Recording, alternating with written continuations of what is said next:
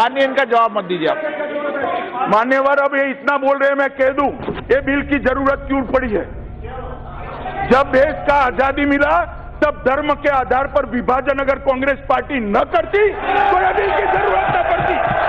किसने किया धर्म के आधार पर विभाजन? किसने किया धर्म के आधार पर विभाजन? इस देश का विभाजन धर्म के आधार पर कांग्रेस पार्टी ने किया है।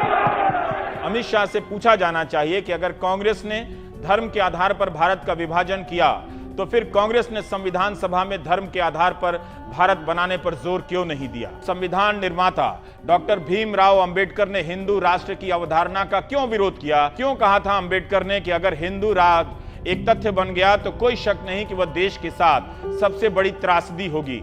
उस वक्त कांग्रेस वो तमाम लोग थे जिनका नाम अक्सर आप देखते होंगे फ्रीडम फाइटर्स के तौर पर आता है। भाई, उस वक्त कांग्रेस एक मिशन था, एक आइडियोलॉजी थी, और वो आइडियोलॉजी ये कहती थी कि हमें अपने हिंदुस्तान, अपने मुल्क को किसी भी कीमत पर इन गोरों से, इन ब्रिटिशर्स से आज़ाद करवाना है।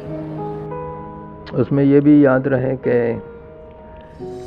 सावरकर और गोलवलकर जो आरएसएस के संचालक थे, इन लोगों की तकरीरों से और ये लोग जो बातें कह रहे थे, जैसे मूंजे वगैरह भी, इससे बहुत बात बढ़ती गई। ये बात लोगों को नहीं मालूम है कि टू नेशन थ्योरी सबसे पहले सावरकर ने 1938 में पेश की हिंदू महासभा में, कि हिंदू और मुसलमान अलग अलग हैं, उनकी अलग नेशंस हैं। तो ज़ाहिर अलग नेशंस का बंटवारा मतलब है। गोलवलकर ने यह कहा कि मुसलमान सिटीज़न नहीं हो सकते इस देश के, भारत के। ये रेफरेंस कहाँ से मैं बता देती हूँ आपको। वाइड राइटिंग्स है, स्वतंत्र वीर सावरकर, ये वॉल्यूम 6 है और पेज है 296, महाराष्ट्र प्रांतीय हिंदू महासभा पुणे से।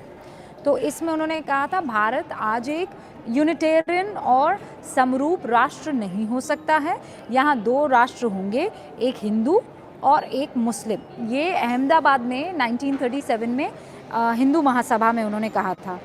एक और उनका कोट है, 1945 में सावरकर ने उस 2 राष्ट्र के सिद्धांत की बात कहाँ कही थी कि 2 राष्ट्रों के मुद्दे पर मेरा जिन्ना से कोई मतभेद नहीं है, हम हिंदू अपने आप में एक राष्ट्र हैं और ये एक ऐतिहासिक तथ्य है कि हिंदू और मुस्लिम 2 अलग अलग राष्ट्र हैं।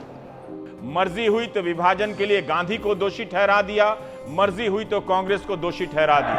किसने किया धर्म के आधार पर विभाजन? किसने किया धर्म के आधार पर विभाजन?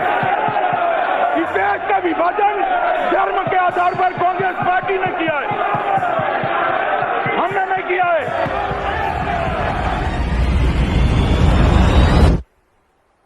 चल झूठ झूठ बोलो, बार बार झूठ बोलो, जो भी बोल सकते हैं सब झूठ बोलो, जहां भी बोल सकते हैं झूठ बोलो, जितनी बार बोल सकते हैं झूठ बोलो, झूठ बोलो, झूठ बोलो। जिन्ना का जहाँ तक ताल्लुक़ है तो सही है, ये बात है कि बंटवारा उन्होंने किया, लेकिन सावरकर की तरह कभी माफ़ी अंग्रेज़ों से नहीं मानी, कभी अंग्रेज़ों से उनका बहताव नहीं हुआ। तो ये उस कैटेगरी में नहीं आते हमारे पॉलिटिशियंस की जो अंग्रेज़ों से माफ़ी मांगी हो या अंग्रेज़ों से कोऑपरेट कर रहे हो, अंग्रेज़ी ने कोई हुक्म दिया हो तो उसको कैरी आउट किया। जैसे गोलवलकर को उन्होंने कहा परेड मत करो, तो मैं परेड नहीं की। उन्होंने कहा कि खाकी शर्ट क्यों पहन रहे थे, अपना यूनिफॉर्म बदल लिया, सफ़ेद शर्ट कर दी। ऐसा कभी कोई काम नहीं हुआ। मान्यवर, उनको सुनना पड़ेगा, ये इतिहास है, इसको सुनना पड़ेगा। मान्यवर, देखिए ये जुमला है, ये भाषण देने का एक तरीका है, एक जुमला है। इनको ये मालूम नहीं है वक्त बदल चुका है जी। जनता को आप मूर्ख समझना बंद कर दीजिए। इस प्रकार की बचकाना बातें किसी के गले नहीं उतरती, लोग मजाक उड़ाते हैं। आपसे खतरनाक इस देश के लिए कोई हो नहीं सकता। इस वीडियो के सामने आने के बाद सवाल तो बनता ही है, अगर हम करें तो करें क्या, बोले तो बोले क्या। वाह मोदी जी, वाह वाह वाह। ऐसा कोई नहीं मानता जी, आप बताइए ना, आप मानते हैं? देखिए ये जुमला है, ये भाषण देने का एक तरीका है, एक जुमला है। लेकिन टेंशन मत लीजिए, जब तक व्हाट्सएप में गुड मॉर्निंग भेजने की सुविधा है तब तक आपको कुछ नहीं होगा, मैं गारंटी देता हूं।